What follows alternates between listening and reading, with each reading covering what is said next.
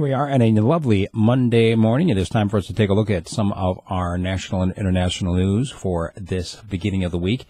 As you may not have heard, the UK has been ramping up their own military preparedness in light of all of the tensions worldwide. And on Wednesday, just 2 days before the Trump administration got inaugurated, the UK tested the Channel. That's the tunnel that runs between underneath the English Channel. They ran some tanks through it. They wanted to see if it would be an effective way to send tanks to Europe. And guess what? I guess it worked. Meanwhile, report out of Russia is that the general Russian populace is afraid of new weapons, but also afraid of robots, primarily afraid of losing their job, but also afraid of some of the Terminator-type stuff that we're seeing now going from science fiction into reality. They're not the only ones that are afraid of it. Another report that came out from the Daily Mail, which is a British source, but then was picked up by the Pravda newspaper in Russia, is that Russia would be able to defeat the British army in one day, if it came to it.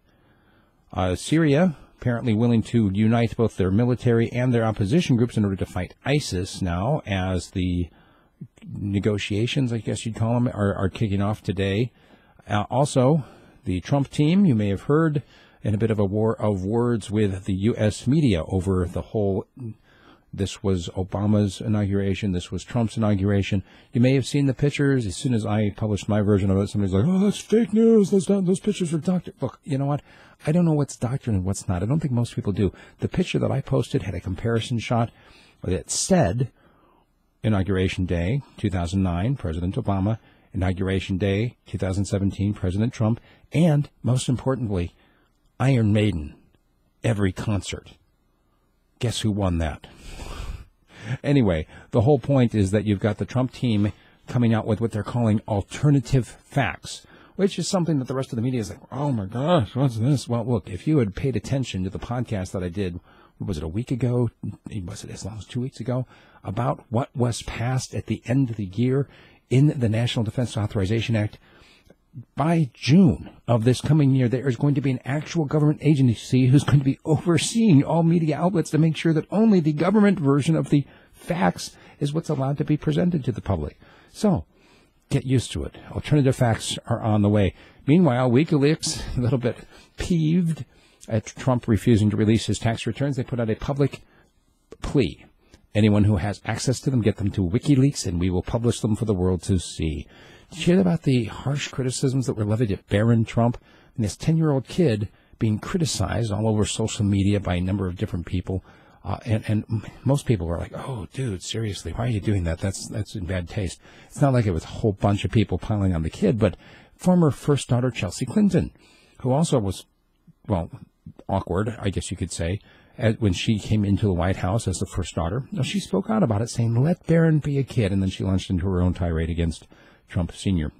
Remember last week we talked about how President Jammeh refusing to leave ACFAS in Gambia and some other countries were preparing to invade, actually moving in. Well, on Saturday he decided to leave and just flew off into exile and took some $11 million of stuff with him.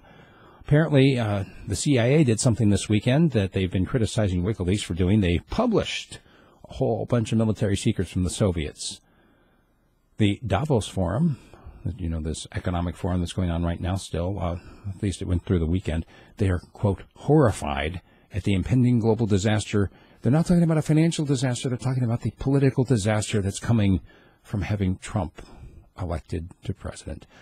And as if you cannot pour on enough of this, the Morning Joe co-host Mika Brzezinski heaped onto Sean Spicer's first press conference, calling him embarrassing, pathetic, even referring to it as a hostage video.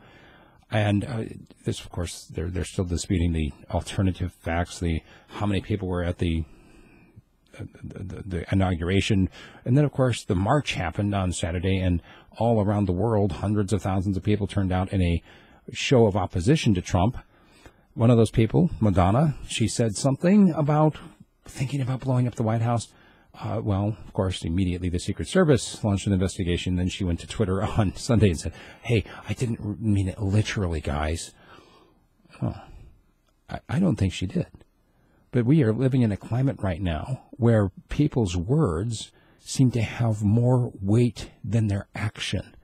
It's very strong magic associated with words these days. Anyway, that's what we've got in our news. My commentary today is focused a little bit on how it is that people are so wrapped up in who's in power. Now it's my turn to beat up on the other guy, that we've forgotten all about the golden rule.